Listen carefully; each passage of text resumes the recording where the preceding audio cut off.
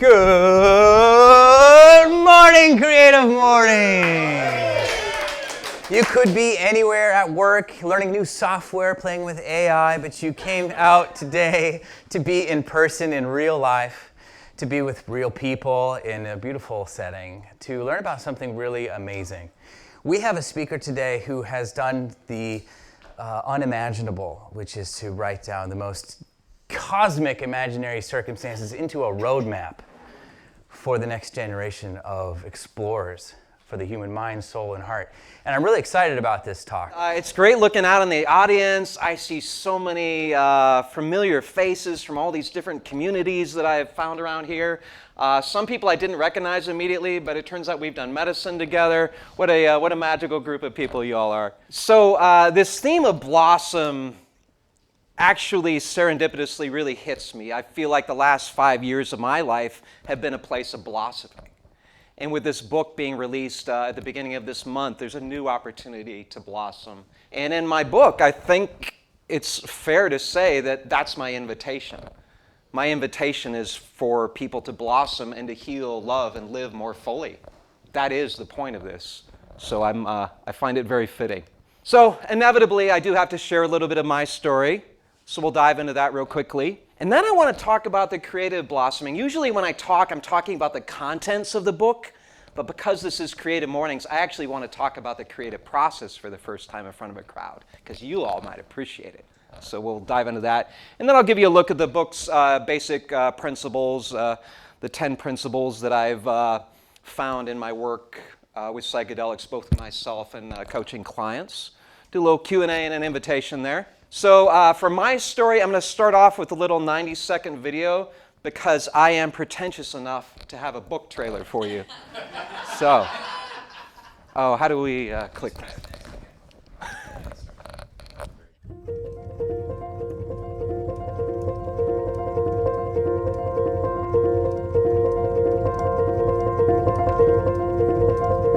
I'm Benjamin Forrest, author of Trip of a Lifetime, the Psychedelic Guide to Healing, Loving, and Living. After 25 years of military service and a lifetime of depression, I found a way out of my suffering. Through the therapeutic use of psychedelics, I discovered a healing, joy, and freedom I never thought possible.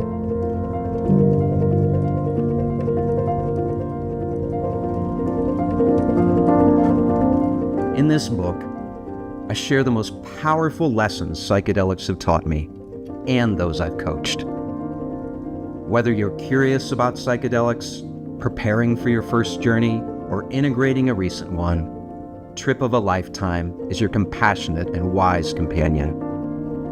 If you seek to heal, love, and live more fully, this book is for you.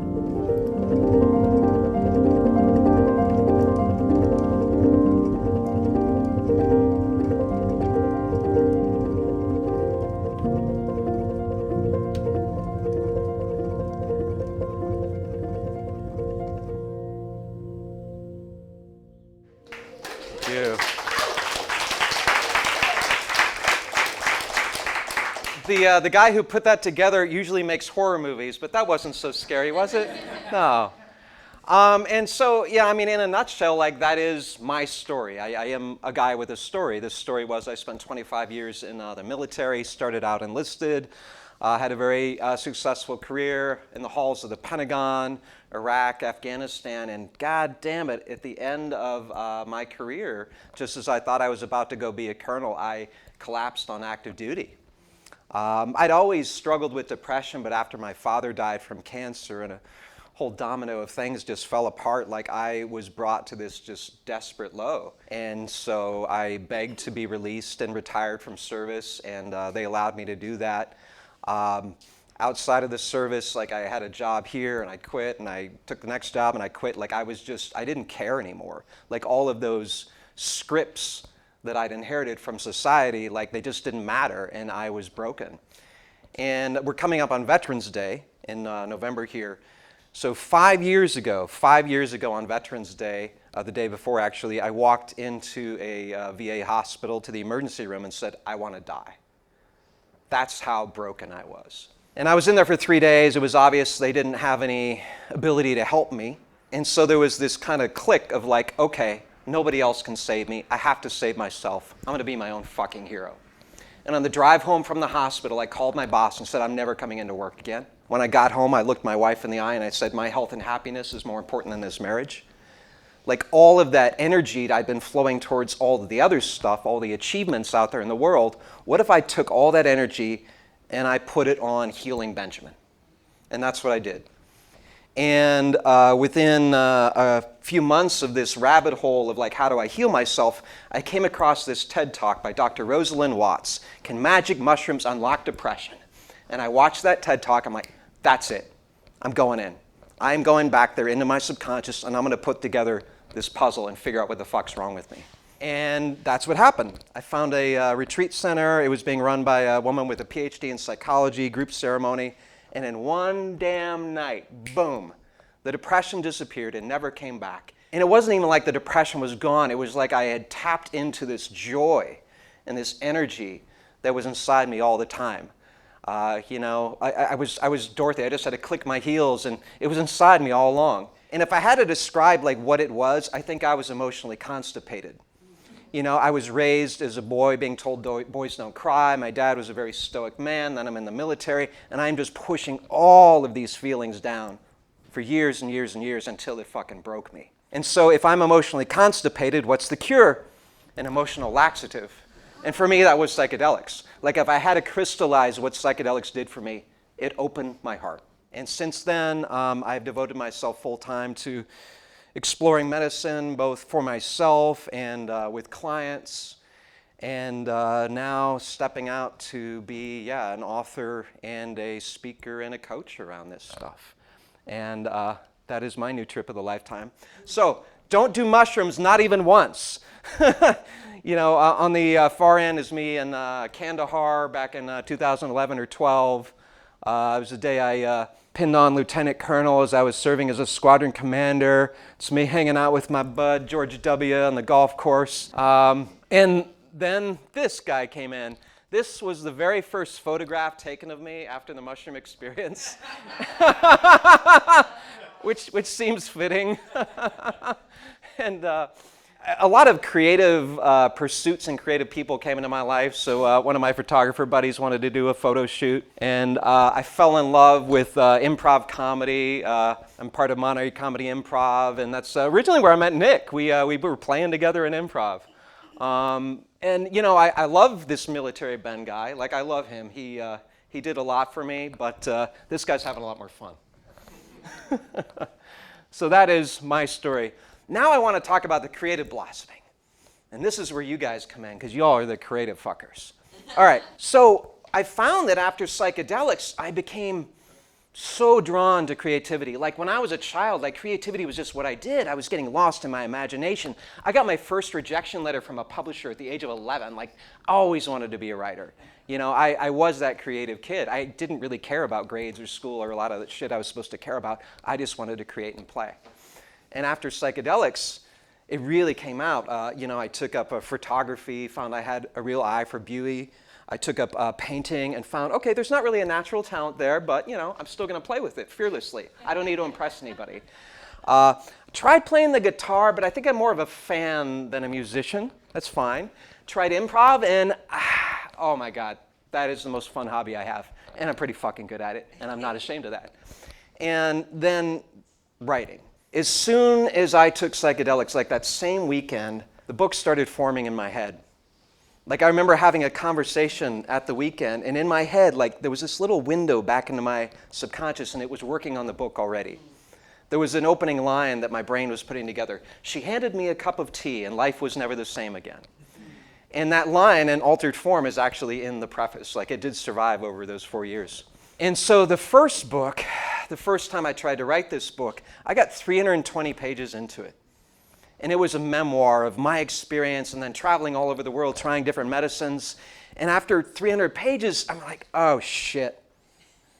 This is a memoir. It's all about me.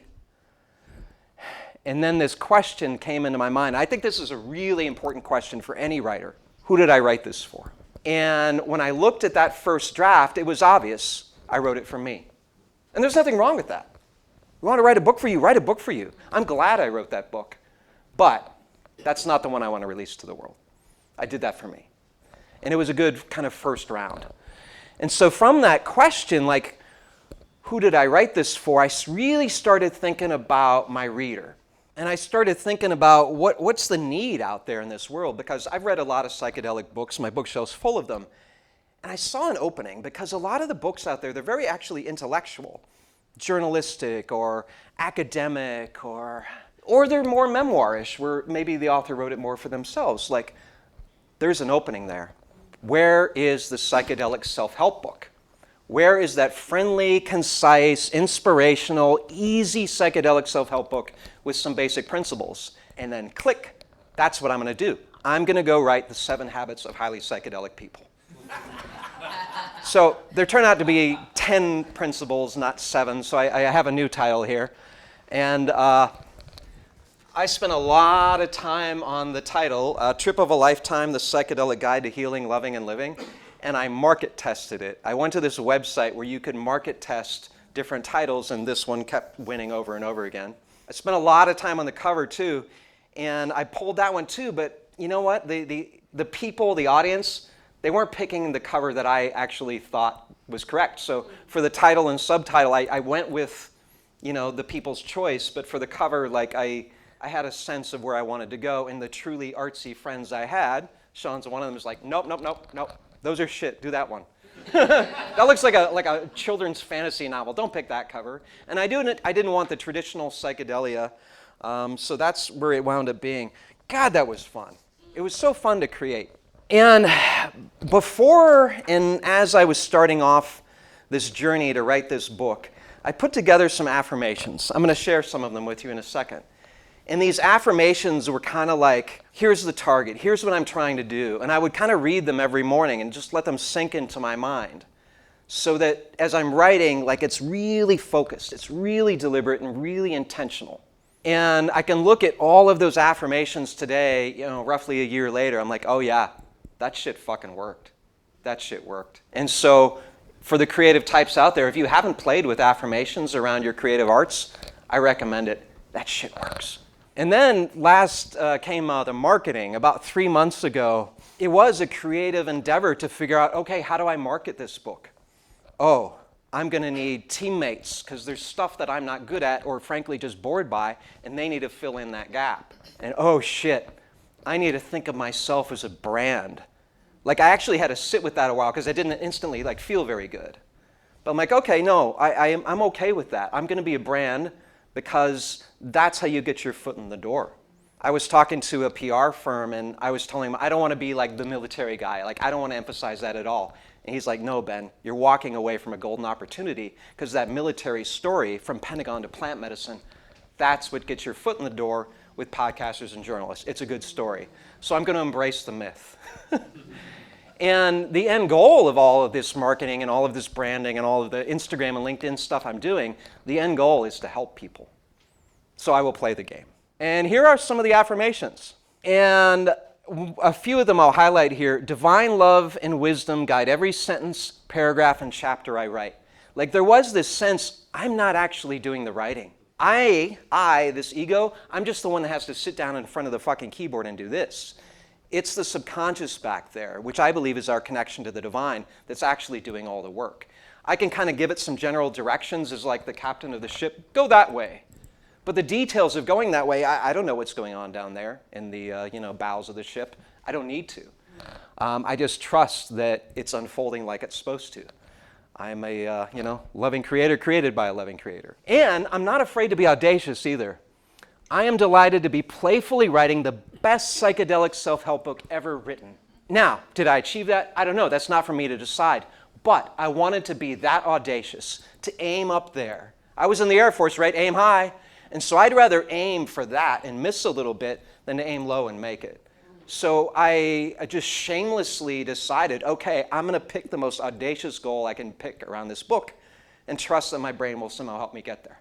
Another one, with every page, I am closer to helping thousands of people heal, love, and transform their lives. This is reader-focused. This is an intent that it's not about, the book sales. It's not about XYZ, whatever. It actually, at the end of the day, is about helping somebody out there who maybe is as broken and desperate as I felt when this journey began.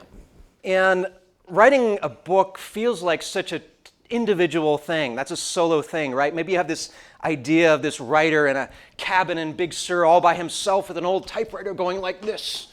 I don't know, maybe that's how people wrote back in the day, but no, this was not a solo endeavor at all.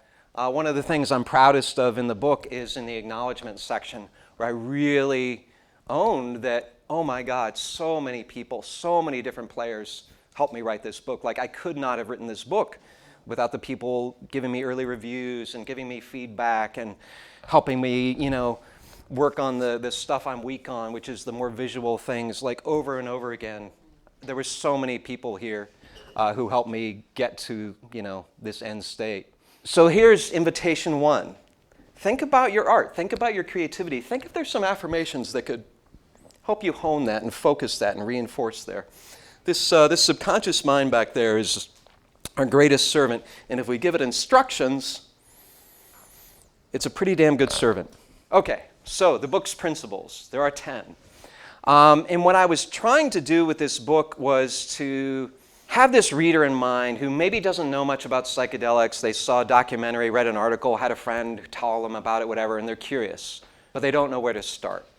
So there's 3 phases to this hero's journey: preparation, navigation, and integration.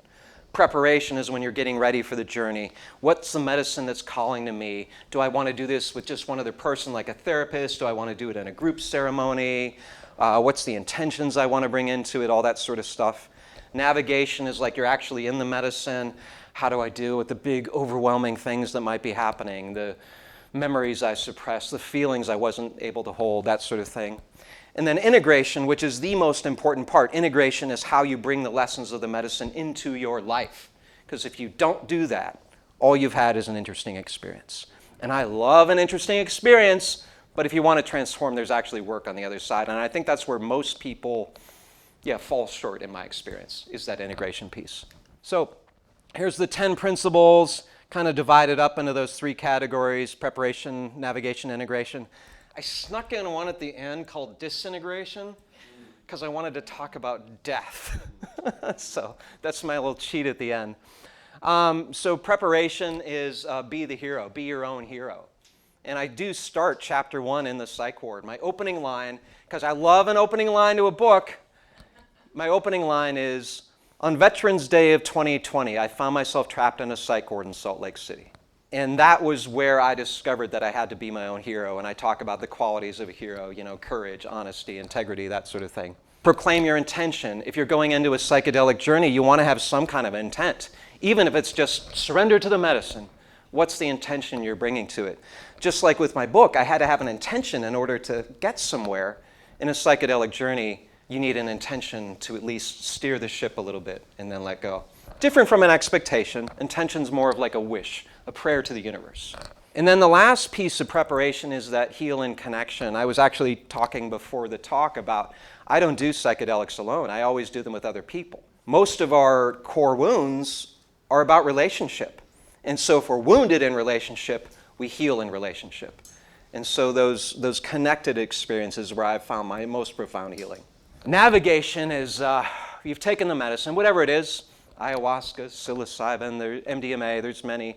So what's going on in that psychedelic experience? Every one will be different. Every experience, every individual, every medicine, they're always different, but there are some principles.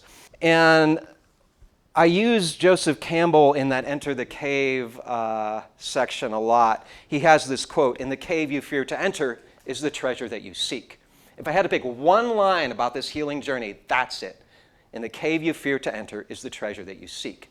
Because if you really want to heal, you have to go feel those feelings that you don't want to feel. You have to go face realities like, I'm insecure, or some grief that you haven't faced, or maybe some ugly stuff about yourself, like, I can be an asshole. I've unfortunately had to spend a lot of time in psychedelic journeys, like really looking at myself and really copping to my shit. And this guy has not always been the most noble player on this land. Like, I'm sad and ashamed at times of how I behaved on this earth. And then, what's the treasure of going into a cave like that? Maybe the treasure is forgiveness or self-compassion.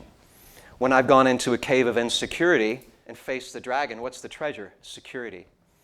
And we think going into this cave, we have to pull out the sword and slay the dragon. No. It's the time to drop the sword and go up and give the dragon a hug. And then, if you give the dragon a hug, something happens. He just leaves. He just walks away. And there's the treasure. So I have hugged the dragon of insecurity in that cave, and I walked away with the treasure of security. Because suddenly, if I can admit I'm insecure in front of a group full of people like this, that's not very shameful, is it? I am naked and not ashamed. And then open your heart. About 6 months ago, I was at Esalen Institute, and there was a 5-day workshop from Bessel van der Kolk. You might know him from The Body Keeps Score, right? Legend. And he was talking about psychedelics on one of the day, describing all the different ones. And then he said something. He said, but they all get you to the same place, the opening of the heart. And I found him at lunch, and I said, I wrote that down. I'm quoting you in the book on that, okay? Okay. So he's quoted in the book there. And that was my experience. I've heard that from clients, too. I had one client say to me, I didn't feel love until the age of 48 when he first did psychedelics. It opened his heart. Another client, probably early 30s from Brazil, and she was talking about her first experience with ayahuasca, and she said, it opened my heart. And that's how I describe my experience. That's how there's something here. There is something here about that opening of the heart, and I think it's beyond just the psychedelic experience. I think it is the spiritual experience. My favorite spiritual book in the whole world is Michael Singer's The Untethered Soul. And if you have to summarize that book really quickly, keep your heart open no matter what. That's kind of what he's saying. It kind of is that simple. If you can stop resisting life and just allow everything to flow through without resistance, boom, I think it might be that simple. Okay, integration. This is after the journey. How do you bring these lessons, bring these revelations, this experience into your life? That's going to look different for everybody. I spent 4 chapters on this because I think it's that important. The lessons could be really simple. On my second big heroic dose of mushrooms, my integration was to apologize to a bunch of people. Like, I came out of there and I literally wrote a list of people that I needed to make amends to, and I wanted an apology to her. And all but one of those people responded really lovingly to that attempt. Like, okay, cleaning out some karma. For some people, maybe it's quitting drinking, might be leaving a job or a relationship. We need to be careful there. We don't want to be impulsive. But what are the changes we need to bring to our lives? The next thing I talked about is love yourself shamelessly. I realized after psychedelics what a terrible job I did at loving myself. I was pushing myself too hard at work. I wasn't getting enough sleep. I was eating like shit. I was prioritizing everybody else before me, thinking that that was noble for somehow. And after psychedelics, I really shifted to self-love. And it was the most altruistic thing I could do, because the more loving I was to myself, the more loving I was to other people. I'm a better father than I was. I'm a better friend than I was. I'm a better ex-husband than I ever was as a husband, if I'm being truthful. I mentioned creativity earlier. Embrace your imagination. I always tell my clients to go play with creative pursuits like a child. Not to be good, not to impress anybody, just like a kid. Like a kid, just get some paint and just paint something. Go try the piano, go try this, go try that. You don't know what's going to call to you necessarily, but just kind of dabble fearlessly in all these different things. And I bet you one of them is really going to call to you. And a lot of these psychedelic experiences can be, intellectual, and journaling can help you work through the ideas there. But sometimes it's so ineffable that maybe a painting is a better way to capture the experience than writing a page in a journal. Being a writer, journaling is like my primary tool of integration. I have my own personal scripture spread out across 5 different notebooks from all these lessons of my higher self that I find in the medicine. And last, savor the aliveness. So when I was down at the retreat, my first psychedelic weekend, at the end they had this list of questions to answer. What were the lessons you learned? Who are you going to be as a result of this? And what are you going to do as a result of these lessons? What are you going to do? And my answer to that, what I wrote down, I'm going to live the fuck out of this life. That was my integration plan, to really savor this aliveness. Henry David Thoreau is a hero of mine, and he talked about most men lead lives of quiet desperation. That was me. And he wrote, I want to live deep. I want to suck out all the marrow of life. I don't want to come to the end of my life and find that I had not lived. Well, I'll tell you, since that first journey, I have lived the fuck out of this life. I really have. I've tried a dozen different medicines. I've opened up for a comedian at the Sunset Center. I've fallen in love. This life of the last 4 years, oh yeah, this is exactly the life I want to live. There is nobody else I want to be, and this is exactly what I want to be doing right now. This shit is exactly what I want to be doing. And then the last chapter is disintegration. I talk about the experience of ego death on psychedelics, and the ultimate surrender is death, right? And the more we can surrender to life, the more we surrender in the psychedelic experiences. This approach to death teaches us about life. And it's not lost on me that my journey into psychedelics started with death. I don't think I would have gone down this road if my father hadn't died. And he is all over me. My last name is Forrest. There's a Forrest, He wanted his skull retained. There's his skull. This embrace of death is the embrace of life, too. We'll do Q&A afterwards, depending on timing, but let me switch to the invitation instead. So, what's my invitation? My invitation for all of you is to be courageous. Be courageous in your art. Be courageous in your lives. Be courageous in diving into your own self. And I'm going to give a quote from Terence McKenna here off my head, and we can check me on the next slide to see if I get it right. But he was somebody who spoke in between the psychedelics exploration of the 50s and 60s in psychology, but before the psychedelic renaissance of this century. So back in the 90s, he wrote a lot of really powerful books, and he has one quote in there that I just love, and it's about courage. Nature loves courage. Dream the impossible dream, and the world will not grind you under. It will lift you up. This is what all the shamans and all the philosophers through the ages, this is what they understood. Dive into the abyss, over the cliff, and discover at the bottom is a featherbed. Yeah, it was pretty close. Oh, yeah. Nature will respond to that commitment by removing impossible obstacles. And I really have found that in my life. Life has become magic. It feels like every connection is a divine appointment, and things just fall into place so beautifully. And if anybody wants to follow me on the Instagram, there's that. Anybody wants to purchase or review the book, there's that. I have quite a few signed copies here if anybody wants to purchase it. But I most of all want to say thank you to each one of you. I don't have a lot of spiritual beliefs. I'm a minimalist in all things. But one spiritual belief I do have is divine appointment. There are people we're supposed to connect with, even if it's just for a conversation. Maybe it's for a lifetime. And so I really do believe that all of you are here on divine appointment. And I appreciate you showing up. I was very respectful to the goddess. So thank you for Mike and Nick and all of you. If there's time for Q&A, we could do that. But if we need to get off stage, I'm off stage.